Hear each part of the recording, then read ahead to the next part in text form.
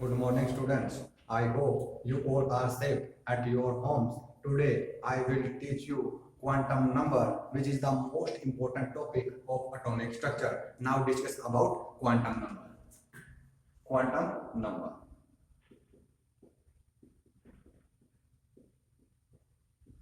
Quantum number. बच्चों, quantum number it tells us about orbital. It is a set of. First of all, quantum number it is a set of. It is a set of four number.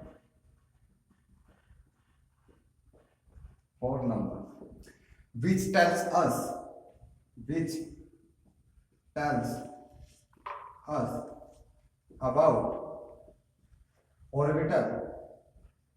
orbital and rotation of electrons around its axis. Quantum number it is a set of four number which tells us about orbital and rotation of electron around its axis. Now, types of quantum number.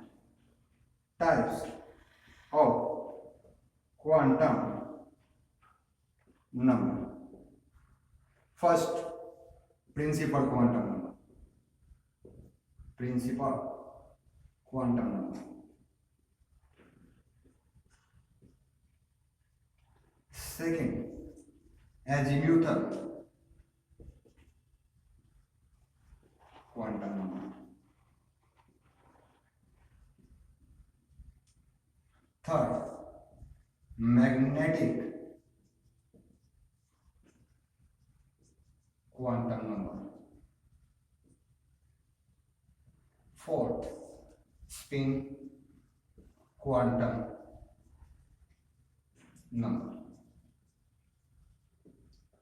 Now we discuss one by one about this four quantum number. First we take principal quantum number.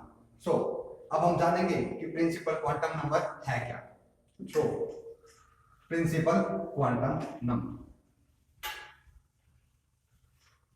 जो first quantum number है हमारा वो है हमारा principal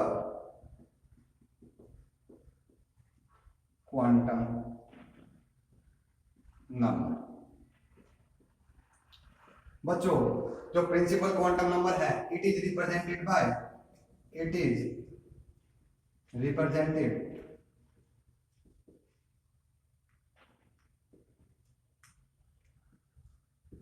by small n. बच्चों, जो principal quantum number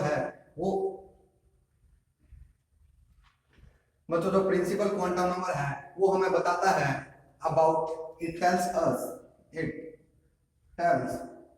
us about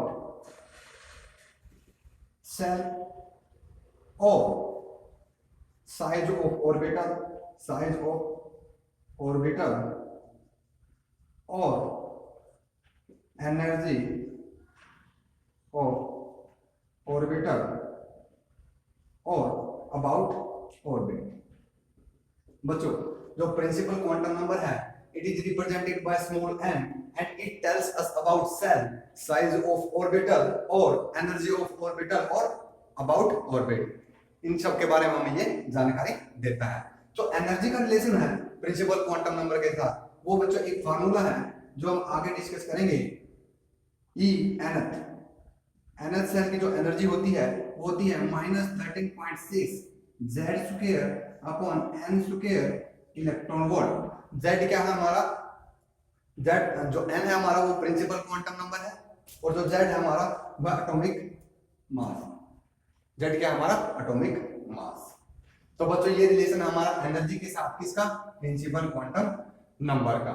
जो बच्चों जो n की वैल्यू होती है वो होती है हमारी पॉजिटिव इंटीजर. क्या होती है? Positive integer. यानी n is equal to 1 2 3 4 and so on infinite. बच्चों जब n की वैल्यू 1 होती है तो ये होती है हमारी कौन सी सेल होती है? हमारी की सेल. कौन सी सेल होती है? हमारी की सेल. जब n इज इक्वल टू 2 होता है तो ये होती है n सेल. जो n इज इक्वल टू 3 तो होती है हमारी m सेल, और जो n इज इक्वल टू 4 होता है ये होती है हमारी n सेल। बच्चों अब नेक्स्ट क्वेश्चन क्या होता है, जो क्वेश्चन पूछे जाते हैं प्रिंसिपल क्वांटम नंबर के ऊपर, वो पूछे जाते हैं कि how many number of electron present in nth shell. तो उसका एक फार्मूला होता है जो हम बताने वाले हैं। तो देखिएगा, total numbers of orbitals in nth shell, वो क्या होते हैं बच्चों, n स्क्वायर। क्या होते हैं, n स्क्वायर। अब हम देखते हैं कि nth सेल के अंदर टोटल नंबर ऑफ इलेक्ट्रॉन कितने होते हैं। तो उसका एक अलग फार्मूला है, वो है टोटल नंबर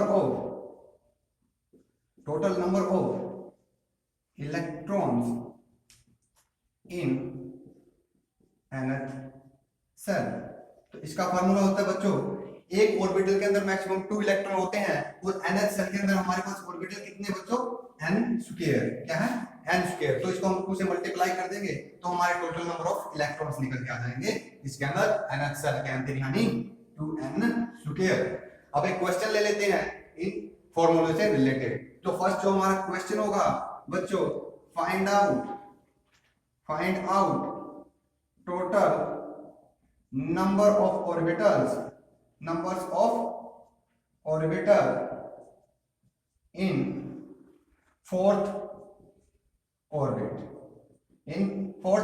ऑर्बिट। बच्चों जो फोर्थ ऑर्बिट लिखा है, ऑर्बिट के बारे में कौन बताता है बच्चों, प्रिंसिपल क्वांटम नंबर। यानी फोर्थ लिखा है तो ऑर्बिट का मतलब जो n की वैल्यू है, प्रिंसिपल क्वांटम नंबर की वैल्यू है, वो क्या निकल के आ गई हमारे पास, 4 निकल के आ गई। अब पूछा क्या क्वेश्चन के अंदर, find out the total number of orbital. किसके बारे में पूछा है, ऑर्बिटल के बारे में। तो ऑर्बिटल के लिए हमारा फार्मूला क्या है बच्चों, n स्क्वायर।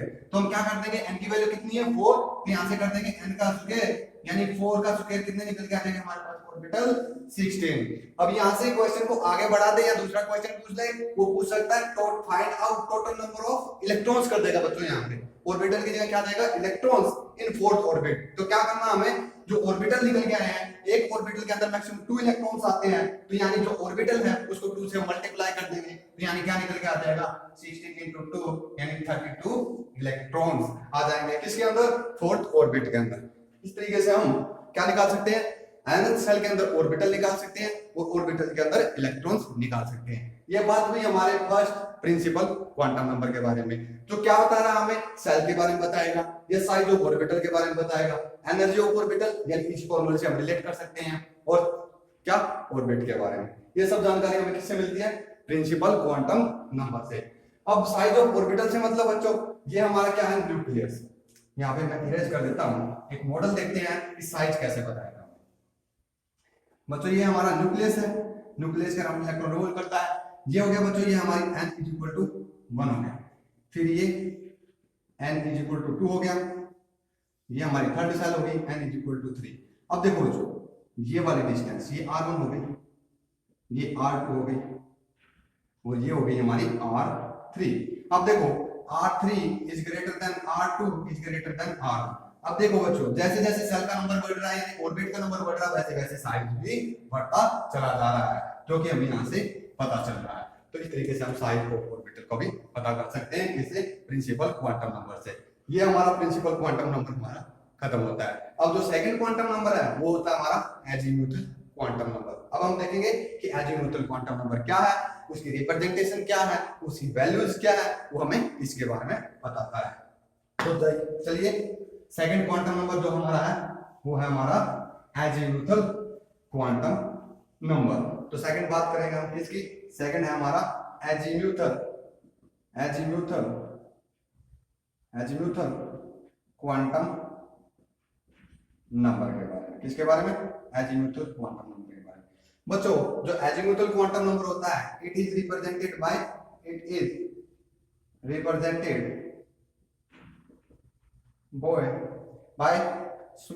Small l। किससे, स्मॉल l से इसको रिप्रेजेंट किया जाता है। It tells us about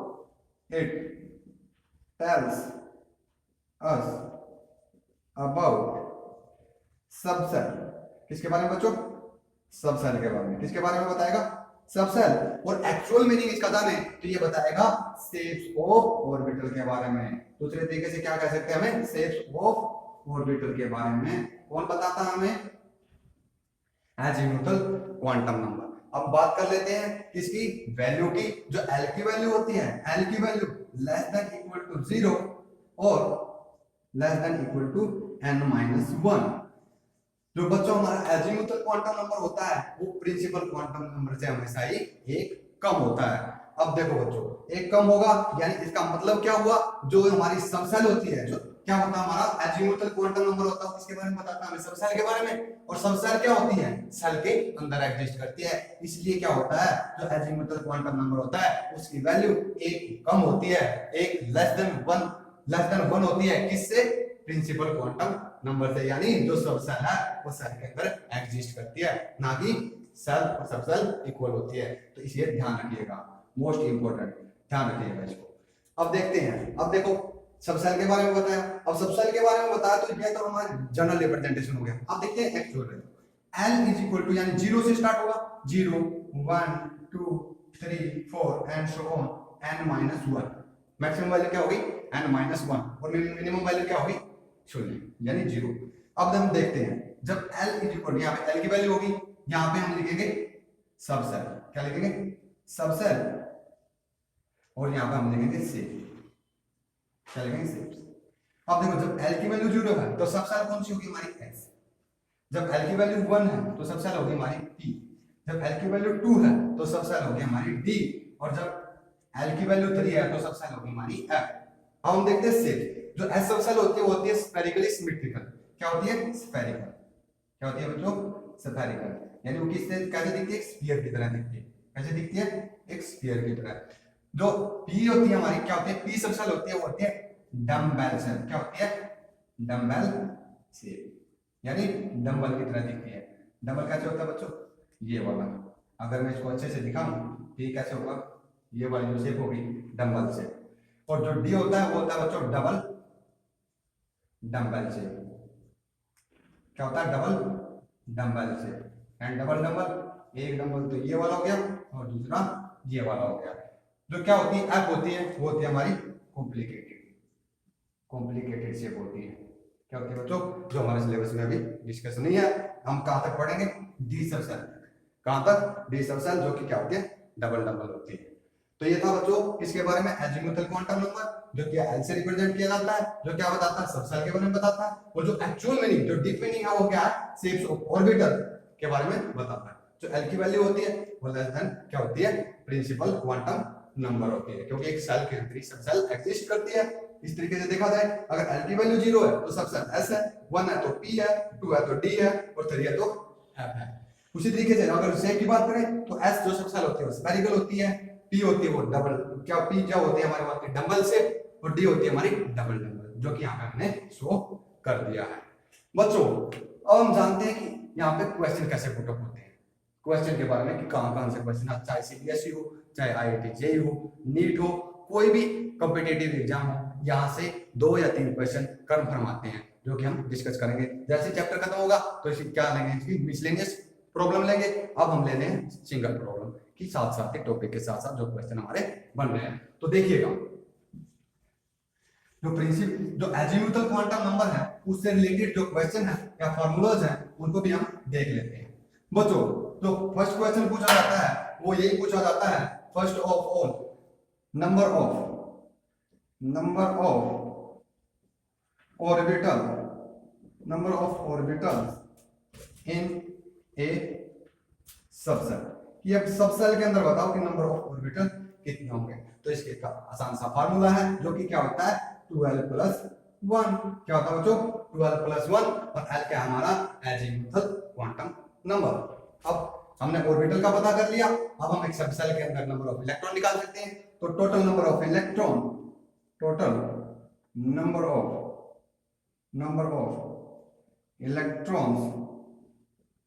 in A subshell.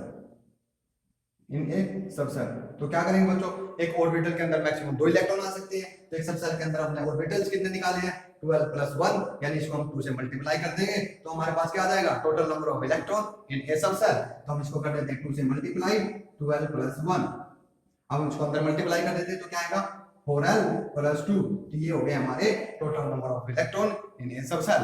अब क्या करते हैं बच्चों, जो एजीमुथल क्वांटम नंबर होता है उसका यूज करके हम क्या निकाल सकते हैं, एंगुलर मोमेंटम भी निकाल सकते हैं ऑफ एन इलेक्ट्रॉन। इलेक्ट्रॉन का एंगुलर मोमेंटम भी हम फाइंड आउट कर सकते हैं।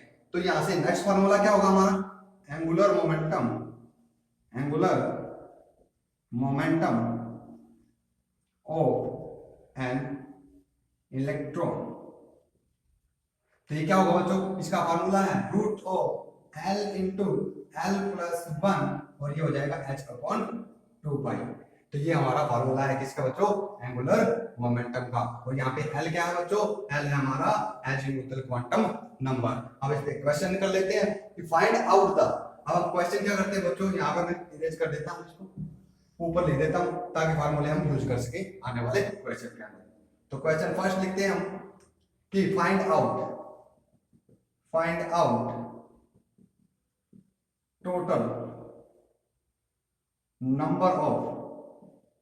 Number of electrons in A P subshell, कि पी सबसेल के अंदर बताओ कि मैक्सिमम कितने इलेक्ट्रॉन फिल कर सकते हैं, कितने फिल कर सकते हैं। अब बच्चों पी के लिए एल की वैल्यू क्या होती है हमारे लिए 1। अब देखो क्या पूछा है, नंबर ऑफ इलेक्ट्रॉन्स। तो टोटल नंबर ऑफ इलेक्ट्रॉन्स का फार्मूला क्या है हमारे पास 4l प्लस 2। तो यहां से डायरेक्ट पुट करते हैं हम, तो l की वैल्यू 4l प्लस 2 लगाएंगे तो l की वैल्यू क्या है बच्चों हमारे पास 1। तो 4 इंटू 1 प्लस 2 तो कितना आ गया बच्चों 6। तो एक पी सबसेल के अंदर मैक्सिमम कितने इलेक्ट्रॉन फिल कर सकते हैं, पी के अंदर मैक्सिमम 6 इलेक्ट्रॉन फिल कर सकते हैं। अब बच्चों सेकंड क्वेश्चन क्या आता है, नंबर ऑफ ऑर्बिटल। अब क्या निकालेंगे, सेकंड क्वेश्चन देखते हैं। ये देखिएगा, find out the number of electrons in A P subshell. P subshell के अंदर क्या निकालना है, नंबर ऑफ इलेक्ट्रॉन्स। तो नंबर ऑफ इलेक्ट्रॉन्स निकालने का फार्मूला हमने देखा था 4l प्लस 2। और पी के लिए, पी सबसेल के लिए हमने यहाँ पे नोट किया था कि जो l की वैल्यू होती है पी के लिए वो कितनी होती है 1। तो फार्मूला में पुट किया और कितना आ गया हमारा 6। तो पी के अंदर मैक्सिमम 6 इलेक्ट्रॉन आ सकते हैं। अब सेकंड जो क्वेश्चन होगा यहाँ से उसको थोड़ा चेंज कर देते हैं, जो कि पूछे जाते हैं। अब देखिएगा जरा ध्यान से देखिएगा, find out total orbitals present in S subshell, कि S सबसेल के अंदर total number of orbital find out करने। अब बच्चों S के लिए हमने देखा L की वैल्यू कितनी थी हमारे लिए 0। L की वैल्यू 0 मिल गई हमें, तो क्या था हमारे पास ऑर्बिटल निकालने हैं। क्या निकालने हैं, ऑर्बिटल निकालने हैं। ऑर्बिटल के लिए क्या था, number of orbital in H subshell. इसके लिए फार्मूला क्या था 12 प्लस 1। तो L की वैल्यू 0, तो यहां से निकालते हैं 2 इंटू 0 प्लस 1, यानी कितने आगे बच्चों, मैक्सिमम कितने ऑर्बिटल हैं एच सबसेल के अंदर, एक ऑर्बिटल है। ये हो गए हमारे पास दो टाइप के क्वेश्चन। और तीसरे टाइप का क्वेश्चन कौन सा बचता है, find out the angular momentum, जिसको हम डिस्कस करेंगे। तो बच्चों इसको मैं इरेज कर देता हूं एंगुलर मोमेंटम को छोड़ते हुए, क्योंकि इसका हमें यूज करना फार्मूले का नेक्स्ट क्वेश्चन के अंदर। तो देखिएगा जो नेक्स्ट क्वेश्चन है, थर्ड टाइप का जो क्वेश्चन हमारा बनने वाला है वो क्या है, फाइंड आउट। ये बच्चों क्वेश्चन पूछा गया है जेईई मेंस में, जरा ध्यान से देखिएगा। Find out the angular momentum of an electron if it is present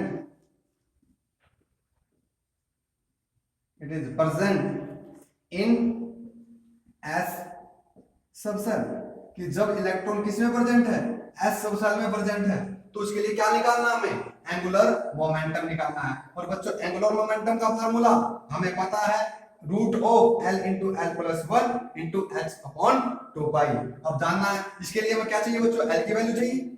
ये तो कांस्टेंट टर्म है हमारी, जो कि हमारी कांस्टेंट टर्म है, हमें L की वैल्यू चाहिए। तो L की वैल्यू क्या होगी H के लिए, हमने पीछे पढ़ा है L की वैल्यू क्या होती है, H के लिए 0 होती है। जब हम L की वैल्यू बच्चों यहाँ पे 0 पुट करेंगे तो एंगुलर मोमेंटम हमारा जो निकल के आएगा वो क्या आएगा बच्चों, यहाँ से क्या होगा हमें 0 इंटू 1 0 इंटू समथिंग क्या होता है बच्चों 0।